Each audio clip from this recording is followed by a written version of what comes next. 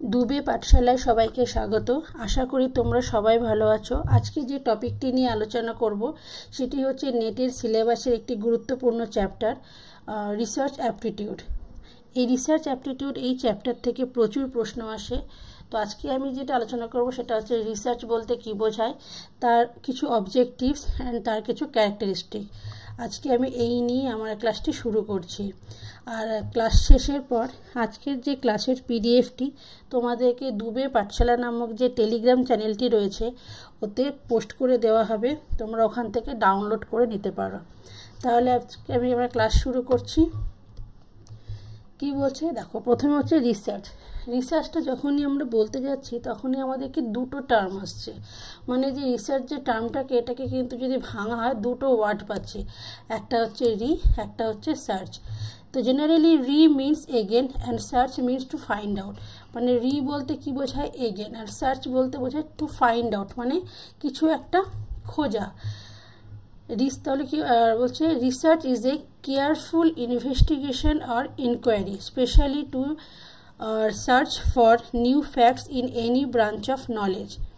মানে কি, যে রিসার্চ হলো একটি কেয়ারফুল ইনভেস্টিগেশন, মানে যেটাকে আর কি আমি তাড়াহুড়ো করলে হবে না, সেটাকে একটা প্রসেস ওয়াইজ স্টেপ ওয়াইজ সেটাকে আমাকে করতে হবে ইনকোয়ারি, দেন তবে আমি রিসার্চের অ্যাকুরেট যে সলিউশন সেখানে কিন্তু পৌঁছতে পারবো। তাহলে কি বলছে যে research is a careful investigation, মানে এটা একটা কেয়ারফুল ইনভেস্টিগেশন বা এনকোয়ারি।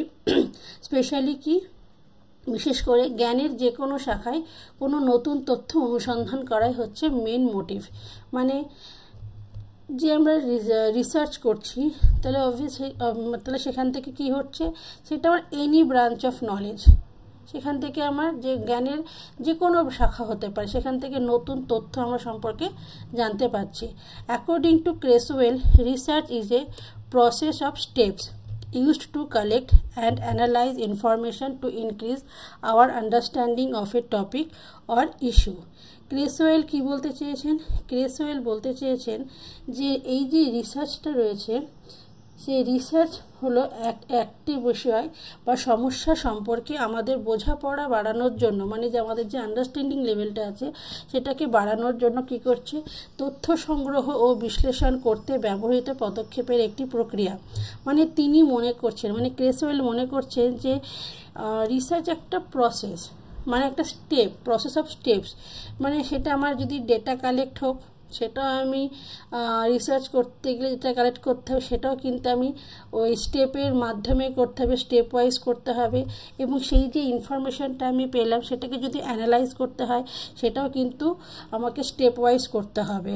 তবে আমি কিন্তু মানে যে টপিক বা ইস্যুর ওপর যে আমি রিসার্চ করতে চাইছি সেখান থেকে কিন্তু যে আন্ডারস্ট্যান্ডিং মানে এটা রয়েছে সেটা কিন্তু ইনক্রিজ হবে। আর কি বলছে, thus we can say that research, তাহলে আমরা কি বলতে পারি যে গবেষণা তাহলে কি, তাহলে শর্টে হচ্ছে কি যে is a process of inquiry and investigation. মানে এটা একটা প্রসেসটা কীরকম টাইপের, সেটা হচ্ছে একটা এনকোয়ারি টাইপের, একটা ইনভেস্টিগেশন টাইপের, মানে কিছু একটা খুঁজছি, কিছু একটা ইনভেস্টিগেট করতে চাইছি, তো সেইটা একটা প্রসেস। নেক্সট কি, ইজ সিস্টেমেটিক অ্যান্ড মেথডিক্যাল, এটা একটা সিস্টেমেটিক ওয়েতে চলবে আর একটা যে কোনো পদ্ধতি থাকবে, মানে মেথড থাকতে হবে। ইনক্রিজ নলেজ, প্রথমেই বললাম যে এটা একটা মানে নলেজকে ইনক্রিজ করবে। তো রিসার্চকে যে এই যে আমি টার্মটা আছে এটাকে যদি আমি লেটার ওয়াইজ ভাঙা হয় তাহলে এর কিছু মিনিং বেরোবে। সেটা হচ্ছে আর দিয়ে কি বলছে, র্যাশনাল ওয়ে অফ থিঙ্কিং, মানে যে থিঙ্কিং লেভেলটা রয়েছে সেটা কিন্তু আমাকে কীভাবে ভাবতে হবে, র্যাশনাল ওয়েতে ভাবতে হবে, যেমন তেমন করে ভাবলে হবে না, যাতে আমার সেই থিঙ্কিংয়ের মানে যে চিন্তা করছি তার জন্য একটা যুক্তিযুক্ত উপায় থাকে, একটা র্যাশনাল ওয়ে থাকে। ইতে কি বলছে, এক্সপার্ট অ্যান্ড এক্সহস্টিভ ট্রিটমেন্ট, মানে এটা একটা সম্পূর্ণ মানে এই যে পুরো ট্রিটমেন্টটা মানে যে পুরো রিসার্চ প্রসেসটা এটা কিন্তু একটা এক্সপার্ট টাইপ অ্যান্ড এক্সহস্টিভ, মানে এটা সম্পূর্ণ হতে হবে। এস ফর কি, সার্চ অ্যান্ড সলিউশন, মানে কি হচ্ছে কোনো কিছু একটা অনুসন্ধান করা মানে সার্চ করা, এবং সেগুলো প্রসেস অবলম্বন করে, মেথড অবলম্বন করে, অনেক কিছু অবলম্বন করার পর স্টেপ ওয়াইজ যেতে যেতে লাস্টে সেটার আমাকে সলিউশন, আমি শুধু সার্চ করলেই তো হবে না, তার তো একটা সলিউশন বার করতে হবে। তাহলে সেই সলিউশন, সার্চ থেকে সলিউশন, এই যে পুরো পিরিয়ডটা, এটাই কিন্তু অ্যাকচুয়ালি রিসার্চ। তো কী করতে হবে? Search and solution. ইতে কী বলছে? এক্স্যাক্টনেস, মানে যেটা আমি রিসার্চ করব সেটা যেন আমার পুরো হতে হবে যথার্থতা, মানে এক্স্যাক্ট হতে হবে, যেমন তেমন হলে হবে না, ভুল ভ্রান্তির এখানে কোনো জায়গা নেই। পুরো যতক্ষণ না সেই আমি এক্স্যাক্টে আসতে পারছি ততক্ষণ কিন্তু রিসার্চ আমার কিন্তু মানে টাইম পিরিয়ডটা বাড়তে থাকবে। এ ফর অ্যানালাইসিস, মানে সেটা হচ্ছে আমাকে প্রপারলি অ্যানালাইসিস করতে হবে। এমন না যে আজকে আমাকে রিসার্চ করতে দিল, আমি 3 দিন পরে বললাম আমার রিসার্চ কমপ্লিট, আমি না ঠিক করে সার্চ করলাম, না সেটাকে অ্যানালাইজ করলাম। সার্চ যদিও বা করলাম হয়তো আমি, কিন্তু সেটাকে আমি অ্যানালাইজ আমাকে প্রপারলি করতে হবে। ক্লিয়ার? আর ফর কি বলছে? রিলেশনশিপ অফ ফ্যাক্ট, মানে যে ফ্যাক্টগুলো আছে সেই ফ্যাক্টের মধ্যে একটা রিলেশনশিপ থাকতে হবে।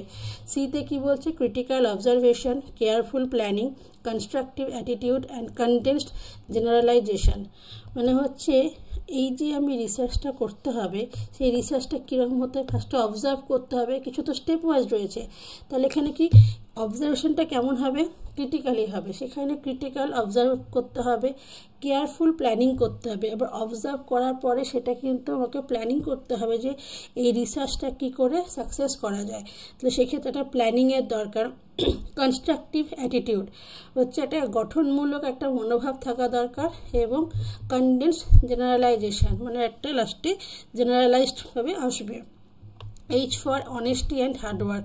অবভিয়াসলি রিসার্চ একটা মানে প্রসেসটা অনেক লম্বা, একদিনে বা দুদিনে বা 1 মাসে সেটা না, অনেক লম্বা।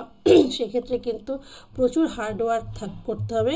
আর সেখানে সবথেকে বড় কথা সেটা হচ্ছে অনেস্ট হতে হবে, কারণ এখানে অনেস্টি যদি না রাখি তাহলে কিন্তু আমার এখানে সব কিছুতে হবে, মানে সেক্ষেত্রে আমার বায়াসনেস চলে আসবে, সেক্ষেত্রে আমার ভুলভ্রান্তি আসবে, কিন্তু অনেস্টি থাকাটা খুব দরকার। আর কি বলছে? এবার যেটা সেটা হচ্ছে রিসার্চের অবজেক্টিভ। এই যে রিসার্চটা হচ্ছে তার তো কিছু অবজেক্টিভ আছে, মানে কিছু তো উদ্দেশ্য আছে। তো সেই উদ্দেশ্যগুলো কিছু এখানে আলোচনা করা হচ্ছে। কি বলা হচ্ছে? Gain familiarity with a new phenomenon or develop a new insight into a phenomenon, মানে কি একটি নতুন ঘটনার সাথে পরিচিতি লাভ করা, আর কি বা একটি ঘটনা সম্পর্কে নতুন অন্তর্দৃষ্টি বিকাশ করা। মানে এখানে কি হচ্ছে? যখনই আমার উদ্দেশ্যটাই হচ্ছে নতুন একটা ঘটনার সাথে পরিচিতি লাভ করা, আমি যখন রিসার্চ করতে যাচ্ছি তাহলে আমার অবভিয়াসলি যেটা আমার আগে থেকে খোঁজা ছিল তারপরে আমি আরও কিছু একটা নতুন ফ্যাক্ট সম্পর্কে আমি জানতে পারছি, মানে সেটা আমার আরও পরিচিতি লাভ হচ্ছে। বা কি হচ্ছে? একটি ঘটনা সম্পর্কে নতুন অন্তর্দৃষ্টি, মানে সেটাকে একদম পুরোপুরি ইনসাইটভাবে আমি কিন্তু সেটাকে ডেভেলপ করতে পারছি বা আমি সেটা জানতে পারছি। নেক্সট কি বলছে? Review and synthesise the existing knowledge, মানে হচ্ছে যে এক্সিস্টিং নলেজটা রয়েছে, যে আগের যে বিদ্যমান যে জ্ঞানটা রয়েছে সেটার সম্পর্কে প্রপারলি কী করতে হবে? আমাকে রিভিউ করতে হবে এবং সিনথেসাইজ করতে হবে, মানে হচ্ছে ঠিকঠাক আমাকে পর্যালোচনা করতে হবে এবং সেটার সম্পর্কে প্রপারলি আমাকে সংশ্লেষণ বা যেটাকে আমরা বলি সিনথেসাইজ করা, এটা করতে হবে। নেক্সট কি? Investigate some existing solution or problem, মানে কি যে বিদ্যমান কিছু পরিস্থিতি, মানে কিছু এক্সিস্টিং যে আমার সিচুয়েশন আছে, হ্যাঁ, তো সেই বিদ্যমান যে কিছু পরিস্থিতি বা সমস্যাকে আমাকে তদন্ত করতে হবে। ইনভেস্টিগেট সাম এক্সিস্টিং সিচুয়েশন আর প্রবলেম, মানে আমার যে মানে রিসার্চের যে কিছু এক্সিস্টিং যে সিচুয়েশন বা প্রবলেম আছে সেটাকে ইনভেস্টিগেট করতে হবে। নেক্সট কি? Offer solution to A problem, একটি সমস্যার সমাধান করতে হবে। কেন? যে প্রবলেমটা থেকে আমি আর কি রিসার্চ করছি, যে প্রবলেমটার জন্য আমি রিসার্চ করছি, তো সেটা প্রবলেমটা বার করাই তো আমাদের মেন মোটিভ না, সে প্রবলেম থেকে সলিউশন বার করাটাই হচ্ছে মেন উদ্দেশ্য রিসার্চের ক্ষেত্রে। তাহলে সেক্ষেত্রে কি হচ্ছে, সেই যে প্রবলেমটা আছে সেটার কিন্তু একটা সলিউশন কিন্তু একটা বার করতে হবে। এসবই কিন্তু রিসার্চের একটা objective. Explore and analyse more general issues, মানে হচ্ছে একটি মানে এই যে জেনারেল যে ইস্যুগুলো রয়েছে সেই ইস্যুগুলো যাতে আরও ভালোভাবে যাতে আমরা এক্সপ্লোর করা যায়, প্যানালাইজ করা যায়, সেটার দিকেও কিন্তু খেয়াল রাখতে হবে। Construct or create a new procedure or system, মানে কি একটি নতুন পদ্ধতি বা সিস্টেম তৈরি করা।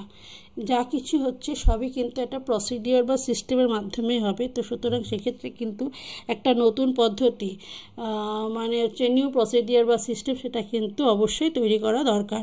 অ্যান্ড লাস্টলি হচ্ছে জেনারেট নিউ নলেজ, এটা প্রথম থেকে বারবার বলে আসছি। সেক্ষেত্রে কিন্তু কিছু নিউ নলেজ কিন্তু এখানে জেনারেট করা হচ্ছে রিসার্চের মেন উদ্দেশ্য। নেক্সট কি কিছু ক্যারেক্টারিস্টিক্স কি বলতে চেয়েছে, ফার্স্ট এটা হচ্ছে অবজেক্টিভিটি, মানে কি বস্তুনিষ্ঠতা। কি বলছে, it means the research is being free from all biasness, মানে এর মানে বলতে চাইছে যে এই যে রিসার্চটি হবে সেটি কিন্তু সমস্ত রকম বায়াসনেস থেকে মুক্ত হতে হবে। মানে আমি কারোর পক্ষপাতিত্ব নিয়ে কিন্তু আমি কোনো রিসার্চ করতে পারবো না, এটা পুরোপুরি বায়াসনেস ফ্রি হতে হবে।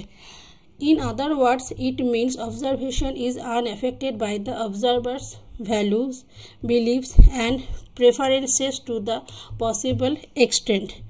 অন্য কথায় আরও কি বলা যায়, এর অর্থ হলো যে পর্যবেক্ষকের মানে যে অবজারভার রয়েছে, যে পর্যবেক্ষকের মূল্যবোধ, বিশ্বাস এবং পছন্দগুলো সেগুলো কিন্তু সম্ভাব্য মাত্রায় কিন্তু পর্যবেক্ষণের দ্বারা প্রভাবিত হয় না। তো এটার মানে এখান থেকে এটাই বোঝাতে চাইছি যে এখানে যিনি অবজার্ভ করছেন সে অবজারভারের যে ভ্যালুস, বিলিভস যেসব রয়েছে সেগুলো কিন্তু এগুলোকে অতটা প্রভাবিত করছে না, মানে পর্যবেক্ষণের দ্বারা আমি কিন্তু এখান থেকে আনএফেক্টেড হচ্ছে আর কি অবজারভেশন। নেক্সট কি রিলায়েবিলিটি, মানে নির্ভরযোগ্যতা, যেন রিলায়েবল হওয়া দরকার। If the similar research is carried by time and again in a similar setting it must be give similar result, যদি অনুরূপ একটি গবেষণা যদি একটি অনুরূপ পরিবেশে বারবার মানে হতে থাকে তাহলে সেটি কিন্তু একই ফলাফল দিতে হবে। মানে এমন না যে আমি একটা রিসার্চ করলাম, সেটার আমি রিসার্চ করার পরে প্রথমে আমি একরকম তার আউটপুট বেরোলো মানে রেজাল্ট হলো, তার আবার কিছুদিন পর আমি সেটা সম্পর্কে যখন আবার কিছু একটা বলছি তখন সেটা আলাদা আউটপুট, সেটা হবে না। তার মানে কী হবে, যদি অনুরূপ একটি গবেষণা আরেকটি অনুরূপ পরিবেশে বারবার একইভাবে হয় তাহলে কিন্তু রেজাল্ট বা ফলাফল কিন্তু একই হতে হবে। So the researcher must frame the research questions to make it reliable and provide similar outcomes. সুতরাং গবেষককে অবশ্যই গবেষণার প্রশ্নগুলিকে নির্ভরযোগ্য করে তুলতে এবং অনুরূপ ফলাফল প্রদান করতে হবে। আমি একটু আগেই বললাম যে সেটা কিন্তু মানে সিমিলার হওয়া দরকার, আর সেটা কিন্তু অবশ্যই রিলায়েবল হতে হবে, যেটা একটা বিশ্বাসযোগ্য একটা ব্যাপার থাকে, নির্ভরযোগ্যতার একটা ব্যাপার থাকে। নেক্সট কি আছে ক্যারেক্টারিস্টিক, সেটা হচ্ছে validity, accuracy in research procedure and research instruments. এই যে রিসার্চ করতে গেলে সেটার যে রিসার্চ যে প্রসেস রয়েছে বা রিসার্চ যে ইনস্ট্রুমেন্ট যেগুলো আর কি ইউজ করা হয় সেটা কিন্তু অ্যাকুরেট থাকা দরকার, সেগুলো কিন্তু অ্যাকুরেসি হতে হবে। There are multiple measuring tools available for research design. Research design করার সময় তখন কিন্তু অনেক রকম কিন্তু রিসার্চ যে মেজারিংগুলো লাগে, মাল্টিপল মেজারিং, সেগুলো কিন্তু সেখানে প্রচুর টুলস কিন্তু সেখানে ইউজ হয় এবং সেটার কিন্তু ভ্যালিডিটিও কিন্তু অ্যাকুরেট। নেক্সট কি বলছে, accuracy, it means truth or correctness of a statement or describing things exactly as they are and avoiding jumping to unwarranted conclusions either by fantasising. মানে হচ্ছে একটি বিবৃতি সত্যতা মানে যে স্টেটমেন্টটা বলা হবে তার যে সত্যতা বা তার যে শুদ্ধতা সেগুলো কিন্তু ঠিক অ্যাজ ইট ইজ সেটা যেরকম সেটাকে সেরকম করে কিন্তু বর্ণনা করতে হবে এবং কল্পনা করে কোনো কিছু কিন্তু এখানে অযৌক্তিক যে সিদ্ধান্ত থাকে মানে অযৌক্তিক যে কনক্লুশন থাকে সেখানে কিন্তু ঝাঁপিয়ে পড়া যাবে না মানে এখানে পুরোপুরি অ্যাকুরেট ব্যাপার থাকবে যেটা যেরকম ফ্যাক্ট সেটাকে অ্যাজ ইট ইজ সেভাবেই বর্ণনা করতে হবে সেখানে কোনো কল্পনার কোনো ইয়ে নেই সেখানে যেভাবে যেটা আছে সেটাকেই বলতে হবে বা করতে হবে নেক্সট কি বলছে ক্রেডিবিলিটি মানে বিশ্বাসযোগ্যতা It refers to the extent to which a research account is believable and appropriate with particular reference to the level of agreement between participants and researchers. এটি হচ্ছে এমন একটা মানে ক্রেডিবিলিটি এমন একটা হতে হবে যেখানে অংশগ্রহণকারীদের মানে পার্টিসিপেন্টদের এবং গবেষণার মধ্যে চুক্তির স্তরের বিশেষ উল্লেখ সহ একটি গবেষণা যেটা হচ্ছে গবেষণাটা কতটা বিশ্বাসযোগ্য এবং উপযুক্ত তা বোঝায় মানে এখানে যে কি বলছে it refers to the extent to which a research account এই যে রিসার্চ অ্যাকাউন্টটি রয়েছে সেটা কতটা বিশ্বাসযোগ্য বা উপযুক্ত সেটা বোঝাবে কিভাবে সেটা হচ্ছে যে এখানে পার্টিসিপেন্ট আর রিসার্চ আছে যে গবেষণার যে বিষয়টা রয়েছে সেই গবেষণায় পুরোটার মধ্যে কিন্তু কিছু কি হচ্ছে এখানে লেভেল অফ এগ্রিমেন্ট মানে কিছু চুক্তি স্তর আছে এবং সেই চুক্তি স্তরের মাধ্যমে কিন্তু একজন পার্টিসিপেন্ট এবং রিসার্চের মধ্যে মানে গবেষণার মধ্যে সেই যে রিসার্চ অ্যাকাউন্টটা রয়েছে সেটা কতটা বিশ্বাসযোগ্য তা কিন্তু সেটা বোঝানো হয় নেক্সট পয়েন্ট কি বলেছে সিস্টেমেটিক মানে হচ্ছে পদ্ধতিগত সব কিছুতে একটা সিস্টেমেটিক ওয়েতে হয় সেটা রিসার্চই হোক বা যে কোনো ক্ষেত্রেই হোক সিস্টেমেটিক ওয়ে ছাড়া কিন্তু কোনো কিছু অ্যাকুরেসি বার করা সম্ভব নয় attempting to find all the relevant data or collecting data in a systematic and organized way so that conclusion drawn are reliable সমস্ত প্রাসঙ্গিক ডেটা খুঁজে বার করার চেষ্টা করা এবং একটি পদ্ধতিগত এবং সংগঠিত উপায়ে ডেটা সংগ্রহ করা যাতে সেটা কি হয় যে কনক্লুশনটা বেরোয় সেটা কিন্তু নির্ভরযোগ্য হতে হবে যদি আমি সিস্টেমেটিক ওয়েতে যদি রিসার্চ না করা হয় তাহলে যে কনক্লুশনটা বেরোবে সেটা কিন্তু রিলায়েবল হবে না কেন সেক্ষেত্রে কিন্তু যদি আমি সিস্টেমেটিক ওয়েতে না করলে সেখানে ভুল ভ্রান্তি হওয়ার চান্স প্রবল থাকবে সুতরাং সব কিছুরই একটা সিস্টেমেটিক ওয়েতে রয়েছে নেক্সট পয়েন্ট এম্পিরিক্যাল কি মানে কি এম্পিরিক্যাল বলতে অভিজ্ঞতামূলক মানে আমি যখন কিছু একটা করব সেখানে আমার একটা অভিজ্ঞতার একটা বড় ভূমিকা রয়েছে research is based on direct experience or observation by the researcher মানে রিসার্চ হবে এমন যেটা রিসার্চারের যেটা প্রত্যক্ষ অভিজ্ঞতা মানে ডিরেক্ট যে এক্সপিরিয়েন্স বা অবজারভেশন সেটার উপরে কিন্তু রিসার্চটা নির্ভর করবে ক্লিয়ার মানে এখানে হচ্ছে রিসার্চার যিনি রিসার্চ করছেন তার যে ডিরেক্ট এক্সপিরিয়েন্স আর অবজারভেশন সেটার উপরেই কিন্তু রিসার্চ নির্ভরশীল নেক্সট পয়েন্ট কি লজিক্যাল মানে কি যৌক্তিক লজিক্যাল হচ্ছে যৌক্তিক মানে এখানে কতটা সেটা লজিক্যালি হতে হবে সেই সম্পর্কে বলা হয়েছে তো কি বলছে যে based on valid procedure and principles মানে যখনই কোনো রিসার্চ করা হয় সেটা যেন একটা অবশ্যই একটা যে প্রসিডিওরটা ফলো করা হচ্ছে বা যে প্রিন্সিপাল যে নীতিগুলো ফলো করা হচ্ছে সেটা যেন একটা বৈধ পদ্ধতি বা নীতির ওপর বেস করা হয় নেক্সট পয়েন্ট সাইক্লিক্যাল মানে যেটাকে আমরা বলতে পারি চক্রাকার বাংলা যদি বলা হয় তো চক্রাকার research starts with a specific problem, finds solution for that problem and paves the way to arise new problem. Research হচ্ছে এমন একটা মানে প্রসেস এটা হচ্ছে রিসার্চ করে কি একটা নির্দিষ্ট একটা স্পেসিফিক প্রবলেম নিয়ে শুরু হয় এবং সেই সমস্যার সমাধান খুঁজে বের করা হয় এবং শেষমেশ কিন্তু সেই নতুন যে সমস্যার উদ্ভবের পথ প্রশস্ত করে। মানে কখনোই দেখবে যে রিসার্চ কিন্তু এমন না যে একটা রিসার্চ হয়ে গেল তো ব্যাস এটা কমপ্লিট। সেখান থেকেও কিন্তু পরবর্তীকালে যখন কেউ রিসার্চ করতে যায় সে চেষ্টা করবে সেই যে রিসার্চ সেখানে তো অবশ্য বোঝাই যাচ্ছে যে যেটা রয়েছে এক্সিস্টিংটাকে আবার নতুনভাবে সার্চ করা। তার জন্য কি হয়, এখানে হচ্ছে মানে সমস্যা দিয়ে শুরু হয়, সেই সমস্যার সমাধানও বের করা হয় এবং লাস্টে একটা আবার যাতে নতুন কোনো সমস্যার তৈরি হতে পারে সেটারও কিন্তু পথ প্রশস্ত করে রাখে। নেক্সট পয়েন্ট, অ্যানালাইটিক্যাল মানে বিশ্লেষণাত্মক। Research utilizes proven analytical procedure in gathering data, whether historical, descriptive, experimental and case study. Research তথ্য সংগ্রহে প্রমাণিত বিশ্লেষণাত্মক পদ্ধতি ব্যবহার করে, মানে অ্যানালাইটিক্যাল প্রসিডিওর ব্যবহার করে, যেক্ষেত্রে কি প্রসিডিওরটা হচ্ছে অ্যানালাইটিক্যাল, যেটাকে আমি বিশ্লেষণ মাধ্যমে প্রুফ করতে পারবো।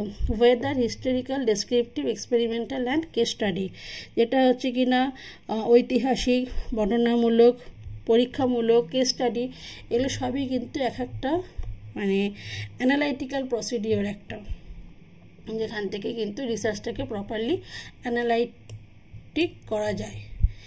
নেক্সট পয়েন্ট কি, ক্রিটিক্যাল। তো এখানে কি বলছে, research exhibits careful and precise judgements. Critical তো বোঝাই যাচ্ছে যে সেটা কিন্তু একটা সমালোচনামূলক একটা জিনিস আসছে। তো এখানে বলা হচ্ছে যে গবেষণা মানে রিসার্চ কিন্তু সতর্ক এবং সুনির্দিষ্ট রায় প্রদর্শন করে। রিসার্চ কিন্তু কি করছে, exhibits, research exhibits careful and precise judgements, মানে এখানে একদম কেয়ারফুলি সেটা করতে হচ্ছে, প্লাস কি প্রিসাইজ জাজমেন্ট, মানে একটা সুনির্দিষ্ট একটা জাজমেন্ট কিন্তু এখানে করা হয়।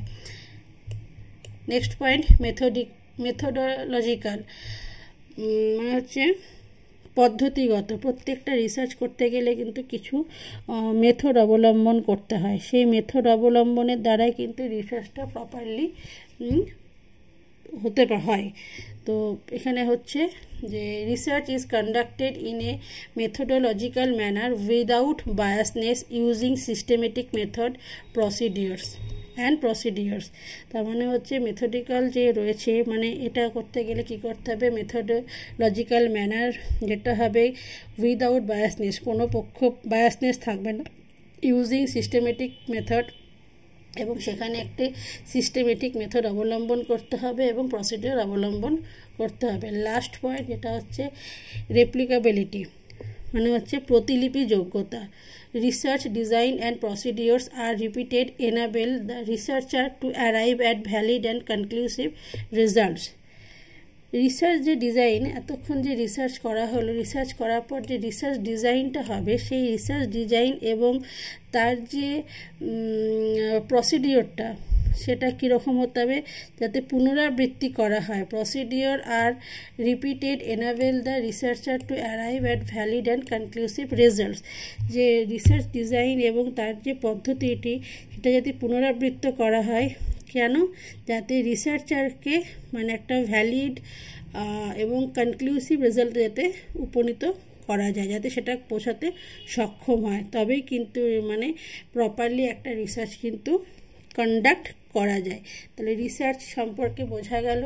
রিসার্চ করতে গেলে কি কি আমাদের দরকার বৈশিষ্ট্য, সেটা হচ্ছে অবজেক্টিভিটি, রিলায়েবিলিটি থাকতে হবে, validity, accuracy, credibility, systematic, empirical, logical, cyclical, analytical, critical, methodological and replicability. তো এই সব জিনিসগুলো কিন্তু থাকতে হবে, তবে কিন্তু একটা প্রপার রিসার্চ কিন্তু করা যাবে। প্রপার বলতে অ্যাকুরেট একটা রিসার্চ কিন্তু করা যাবে।